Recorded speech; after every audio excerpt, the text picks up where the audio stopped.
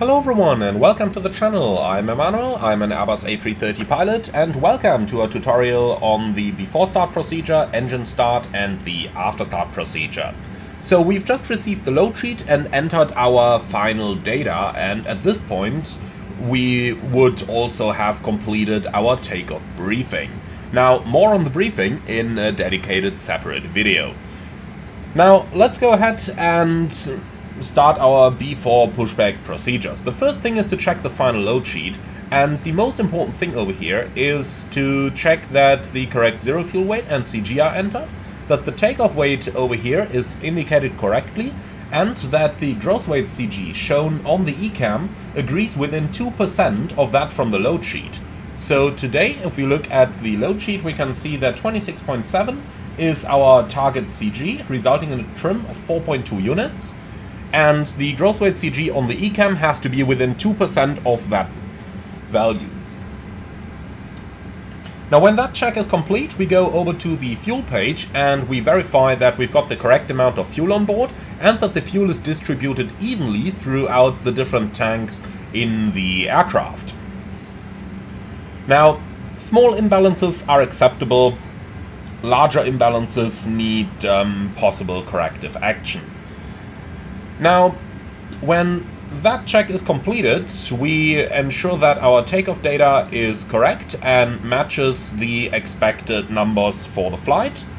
We ensure that we have the correct seating position in our aircraft, most importantly in the simulator, that we sit properly in the middle, that we don't sit too high or too low, and the indicator up here can be used rather well for that. So by default, I'd say our seating position is tiny bit low. Normally you're able to see just about the top of the glare shield here, but for some reason the virtual cockpit of the aircraft here doesn't really allow that, so probably a slight modeling mismatch, I suppose. Now on the captain side we're going to show or rather on the pilot flying side we're going to show the FMS performance takeoff page, and on the pilot monitoring side the flight plan page. Make sure that any external power is disconnected and that any air conditioning unit is disconnected before the APU bleed is turned on. Now let's go ahead with the before start flow pattern.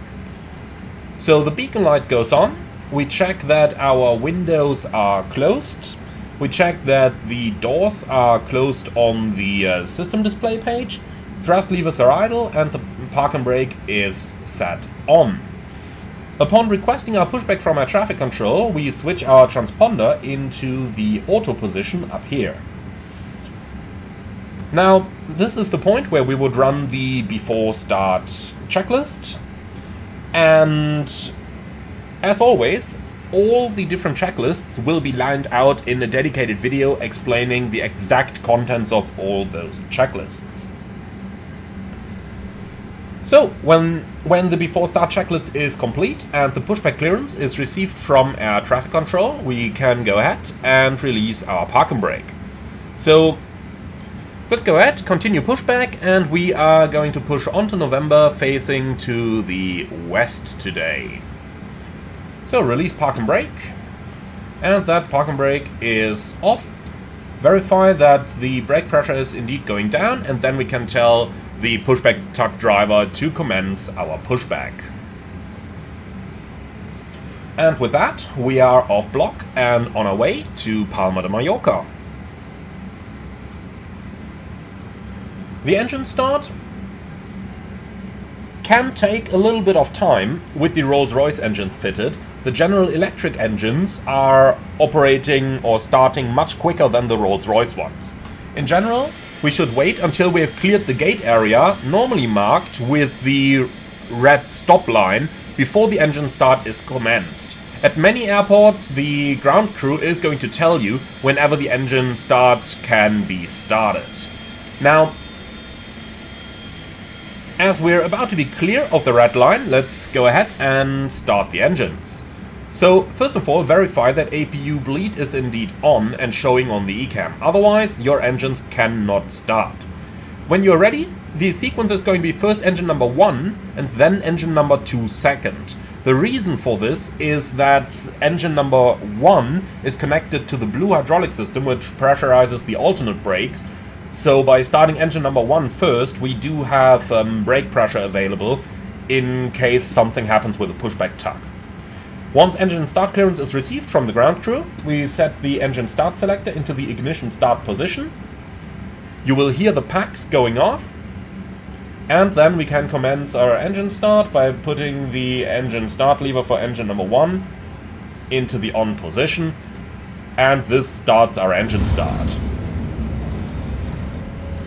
Disregard those sounds here, please. That's GSX acting up. So the engine start is fully automatic. We basically don't need to do anything. If something happens, if the engine start is unsuccessful, your FADEC is automatically going to try it again until it eventually stops. And only if the FADEC determines that the engine cannot be started in multiple attempts, it is actually going to give you an ECAM message telling you to turn the engine master switch off again and the engine start selector back into the norm position. Alright, our pushback is completed. Let's set our park and brake. And then we just keep monitoring our engine start until the avail light shows up here in the EPR gauge on the Rolls-Royce engine or in the N1 gauge on the General Electric engine. So engine 1 is started. Let's go ahead and start engine number 2. Once again, the engine start is completely automatic, so nothing we need to do. Technically speaking, we don't even need to monitor it. We can monitor our pushback progress outside or whatever else we like. Now, one thing that is worth mentioning is the automatic trim that the A330 has. So when the second engine start has commenced and yellow hydraulic pressure is available, you will see the aircraft automatically trimming itself to the value that you've entered up here in the FMS. However, there is a couple of things we should be aware of in this regard, which we'll talk about in a few moments in the after start procedure. For now, the engine start is in progress. The engine start is almost completed. So once the engine start is complete, we can go ahead and carry out the after start procedures. So avail is showing.